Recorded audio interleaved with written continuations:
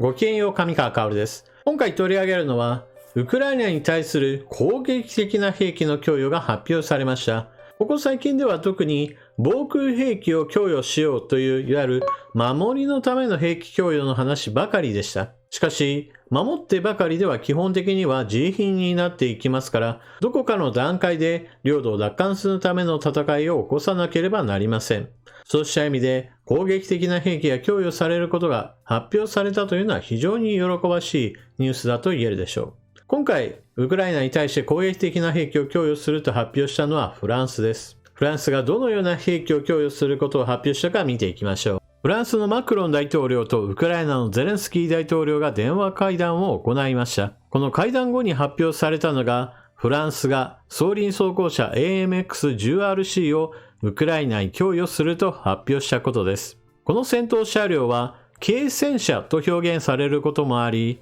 ニュース記事によってはフランスが戦車をウクライナに供与することを発表したという記事タイトルをつけているところもありました。ただし、軽戦車と呼ぶには少し実態とは離れていると思います。この兵器は1978年から生産開始され、現在でもフランス軍では現役です。ただし、主力戦車ではありません。6輪の大躍動で 105mm 砲を搭載しています。装甲は薄く、補助火力として用いられています。では、どこがニュースになっているかといえば、これまで NATO 仕様の 105mm 砲を搭載した戦闘車両は供与されてこなかったのです。ですから、これまでに比べると一歩踏み込んだなという点が注目されているわけです。なお、フランスで現役と言いましたが、すでに後継機種は開発・生産が始まっており、ジャガーへの交代が開始されています。この交代も2022年から2030年に向けて行われているところであり、逆に言えば退役がすでに決定している段階ですから、フランスがこの兵器をウクライナに供与することには何ら障害はありません。ただし、どれくらいの数をウクライナに供与するかは正式には発表されていません。できれば退役することを前提にして、まとまった数を送ってほしいものです。ちなみにこちらが動いている姿です。装甲は薄い分だけ対戦車戦をするには少し難しいですが、機動力を生かして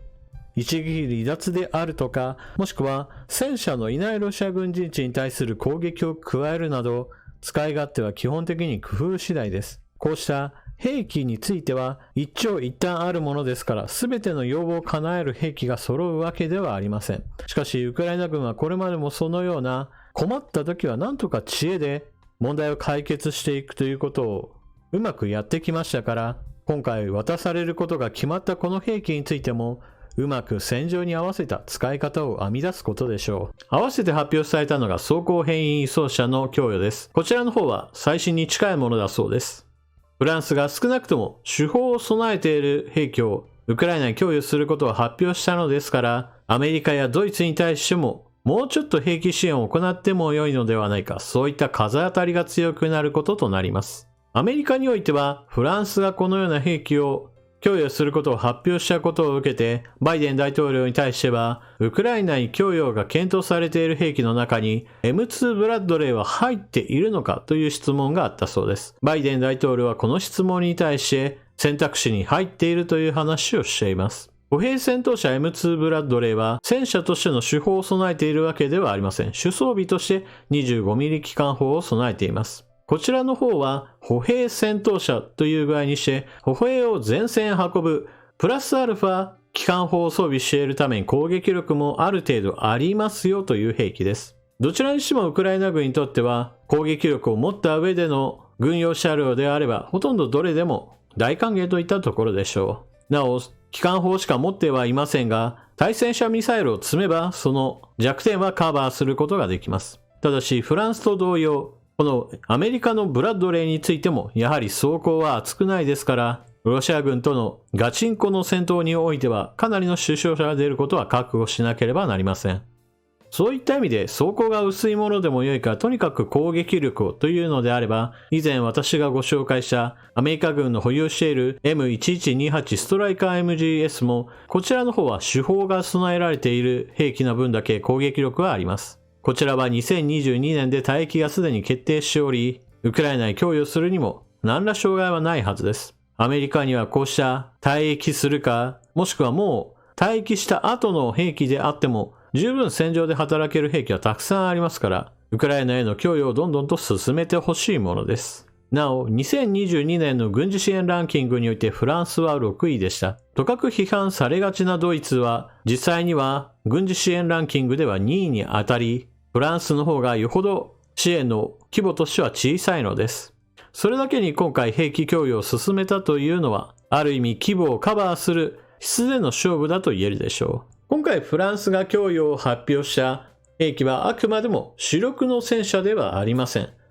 そのため、これが提供されたから、ウクライナ軍は陸上戦闘でロシア軍を圧倒することができるというわけではありません。しかし、兵器というのはそう簡単にポンポンと増えてくるわけではありませんから、こうした兵器を受け取ることそれ自体に意味があります。例えば、フランスはもう NATO 仕様の大砲を積んだ兵器を供与したんだから、ドイツは金々供与すべきだと言われていた歩兵戦闘車であるとか戦車を供与すべきではないかといった声が高まることが考えられるわけです。同様にアメリカに今回ブラッドレーの供与を検討しているかという話がバイデン大統領に向けられたのも同じくヨーロッパにおいて兵器供与が一段上がるよということを受けての話です。どこかの国が一歩前進することによって徐々にそれに引きずられる形で他の国の兵器供与が進むのであれば私は大歓迎です。少なくとも供与しないよりも供与した方が確実に戦力になるものなので、ウクライナとしては受け取ることに何ら反対はしないでしょう。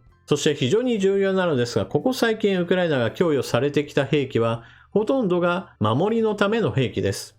ロシア側が社会インフラや一般市民への遠距離攻撃を多用しているので、これを防ぐための兵器供与が行われてきました。しかしこれには一つ問題があって、常に攻撃する側の方が安いコストでどこででも狙えるという状況が続いているわけです。このような状況が続くというのはどうしても自利品になってしまいます。何しろ守る側の方はより高性能のミサイルを使って、一方において攻撃する側はより安い兵器を使ってやたらめったら攻撃するわけですから、費用対効果という面においては全て撃墜するのは難しいし、撃ち漏らしたものが発電所や住居を襲って多くの人々を不幸に陥れるというのであれば、やはり何といっても守りに徹するというのは難しいし、被害は実際に負うのです。一方で攻撃する側のロシア本国においては何の変化もなく日常生活を送っている人々がずっとたくさんいるわけですから、このような不平等な状態というのを続けるのはやはり理不尽そのものだと言えるでしょう。ですからウクライナに対して攻撃能力のある兵器を供与し、奪われた領土を奪還するための後押しをすることこそが結局は戦争の早期終結へつながる道なのです。なお、ウクライナ側としては3月に向けて大攻勢を行うといった話が出てきています。ただし、こうした話は政治的、軍事的な宣伝目的のことがあるため、実際に大規模な作戦が発動されるのはその前であったりその後ろかもしれません。何にしてもそうなのですが、守り続けるだけでは自利品で国民に被害が出続けるというのは、それこそ専守防衛を掲げる日本としてはやはり直視すべき現実なのです。守っているだけでは相手方の攻撃はやむことはないという現実は、日本の専守防衛という考え方そのものについても見直さなければならない戦争の現実だというわけです。日本も防衛費を増額しようという話は前進しているわけですから、旧式の装備であってもウクライナの戦場では役立つものがたくさんあります。これらの装備品を何とか渡せるように法改正をさっさと進めてほしいものです。というわけで今回の動画はここまで。ウクライナに対してフランスが NATO 仕様の大砲のついている兵器を供与することを発表しました。これを受けてアメリカに対してももっと兵器の供与を進めるべきではないかという圧力が出ています。プーチン大統領はまだまだ戦争を継続したいと考えて準備を進めていますから、なんとかそのような野望を打ち砕くようなウクライナ軍の攻撃力を上げるための兵器供与が進むことを願っています。あなたは今回の話を聞いてどのようなことを考えたでしょうか。ぜひともコメントしていってください。それでは最後までご視聴いただきありがとうございました。チャンネル登録していない方はぜひともチャンネル登録していってください。そして動画を見終わったら評価ボタンのクリックをよろしくお願いします。それでは次の動画でまたお目にかかりましょう。またね。